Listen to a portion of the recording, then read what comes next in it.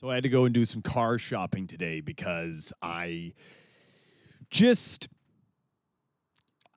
right now I've got a small car, and if I ever want to have enough room for all my kids, take them to soccer practice, I'm going to have to get a big van. And I don't have kids yet, but I want to be prepared first by having a van.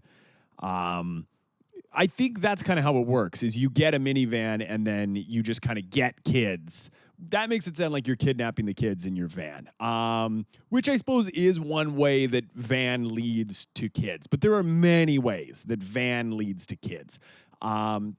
It's sort of like kids are like alligators that they grow to whatever size a tank you put them in. So if you have a little two-door sports car, you're never going to have kids.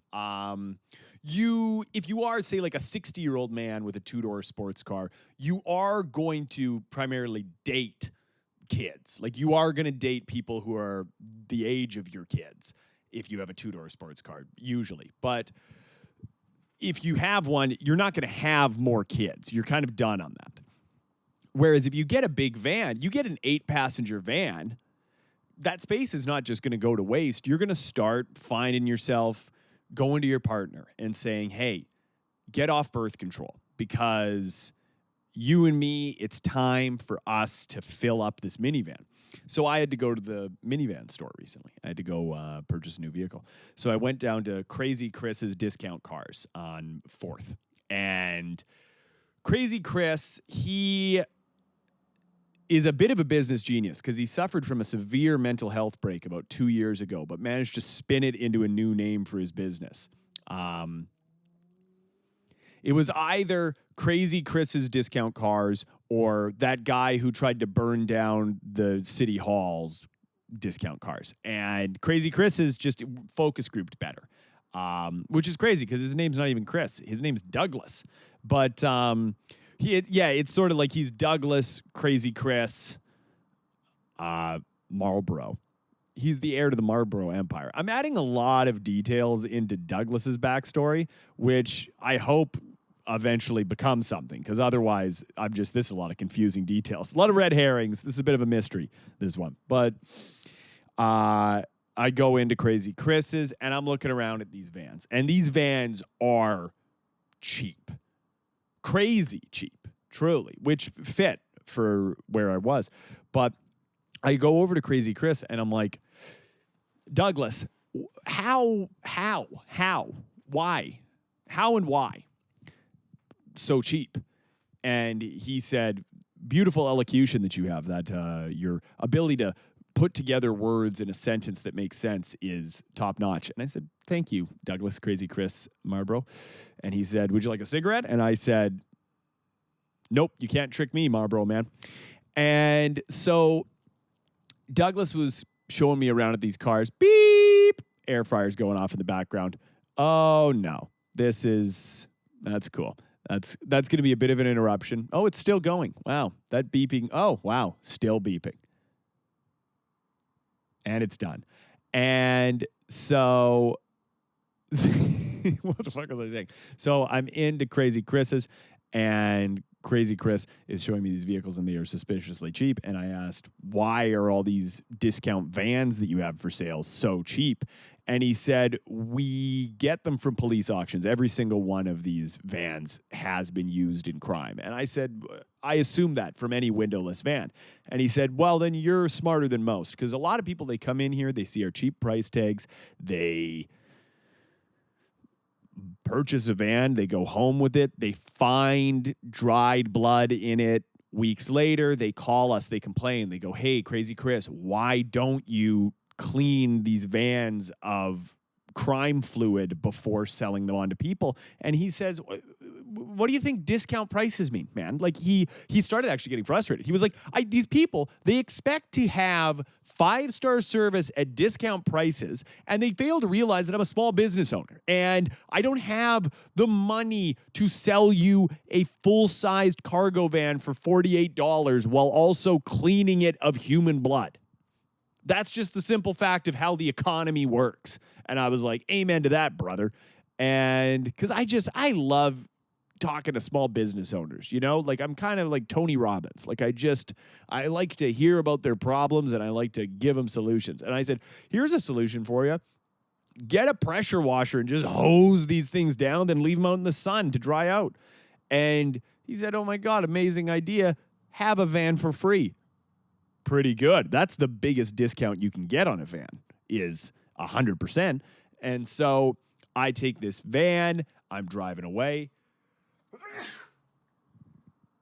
and I sneezed while I was driving and ran right into a median. And it totaled the thing.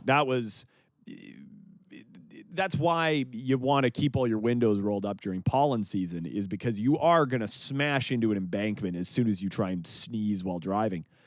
But luckily, I had just pulled out of the parking lot. Crazy Chris saw it all go down, and he called me over and he said, I saw it. I feel awful.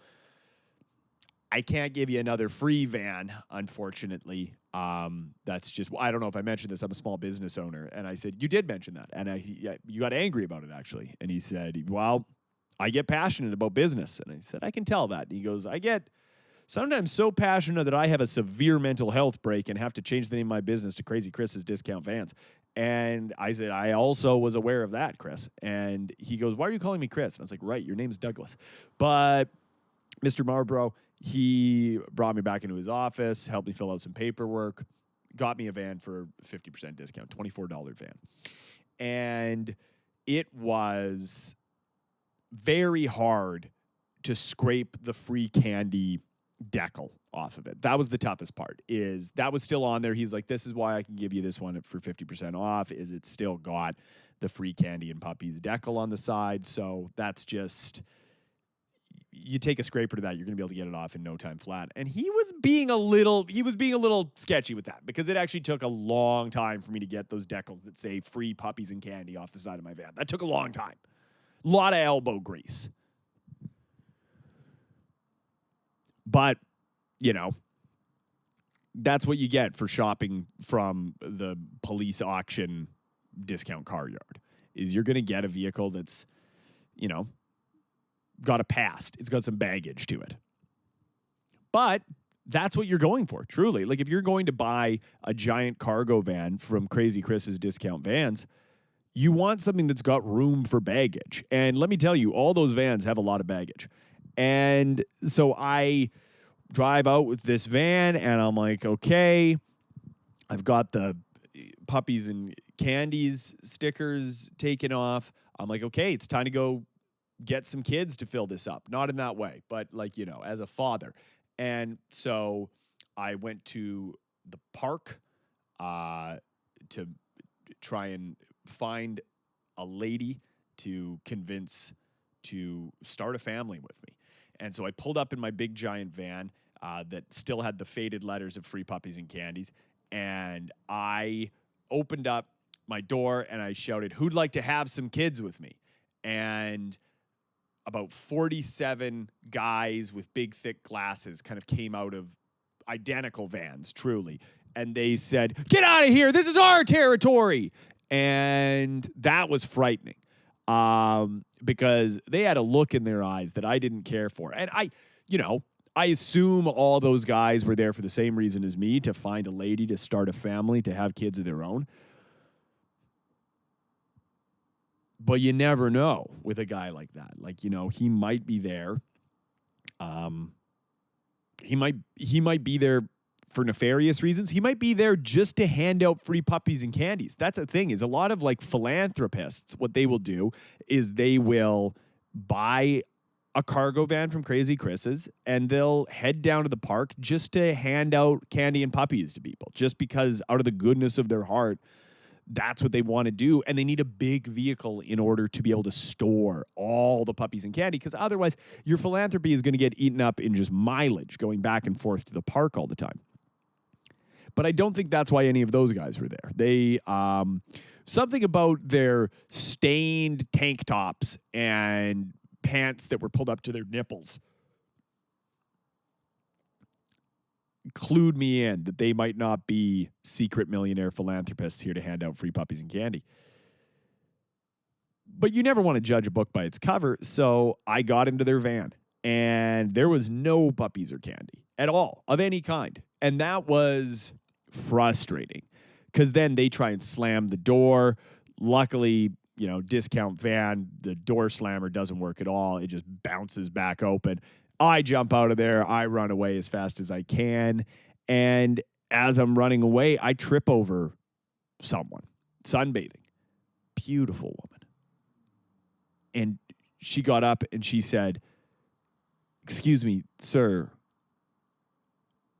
I never say this to people, but your genetics, I think your genetics look like the exact thing my genetics are lacking. And I think the things that you're lacking, my genetics have. How would you like to start a family together?" And I said, that sounds like a great reason to spend our entire lives together raising children because our genetics will create superior. And I looked a little closer and I was like, oh, that's a eugenicist. And so I had to, make a choice in that moment. I was like, okay, do I want to start a family with this clearly eugenicist woman so I can fill up my minivan with kids and fulfill its purpose and my purpose, but reproduce with a eugenicist? And I said, yeah, let's do that. So now her and I were expecting our 8th child, and we think we're going to have to get a bigger van. But it's, I know a guy. Oh, my God, that's only 12 minutes. Now, I thought that was such a now I've already resolved the story. Well, I guess let's throw in a little coda to this. Is 8 children deep. We're thinking about having to get another van, right? So we drive down to Crazy Chris's. And Crazy Chris, there's sirens everywhere. There's police everywhere. And I come up to the beat cop who's watching the yellow tape, and I was like, "Hey, what the fuck's going on, man? I'm here to buy a discount van. I need another one for my 8 kids." And he goes, "This guy, Crazy Chris, he's under arrest. This business is shut down." I was like, "Why? I thought he worked with you guys and sold crime scene vehicles." And he goes, "No. You think we sell crime scene vehicles without cleaning them? That doesn't make any sense. Why would there still be?"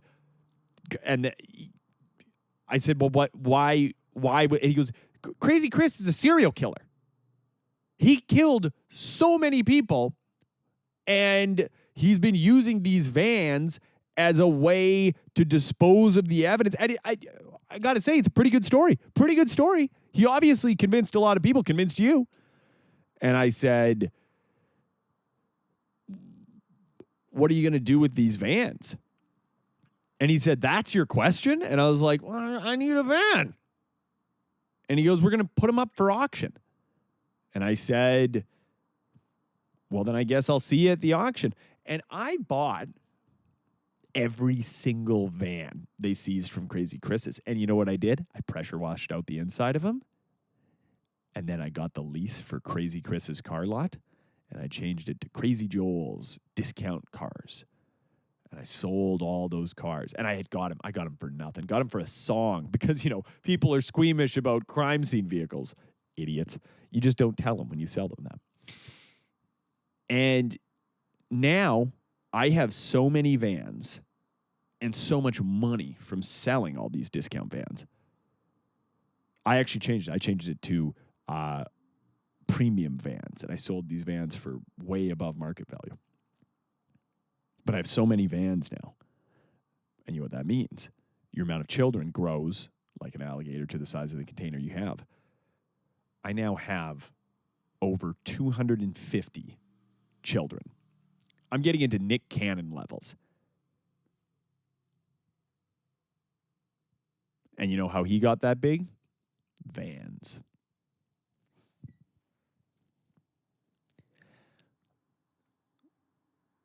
7 more seconds. And that'll be enough.